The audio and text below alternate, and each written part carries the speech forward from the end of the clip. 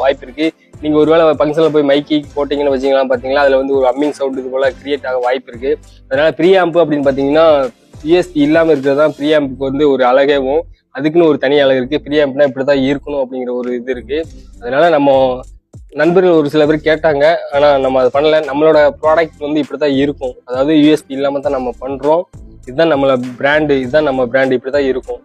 இந்த ஃப்ரீயை பத்தி நான் என்னால் முடிஞ்ச அளவுக்கு நான் உங்களுக்கு விரிவாக்கம் கொடுத்துருப்பேன்னு நினைக்கிறேன்.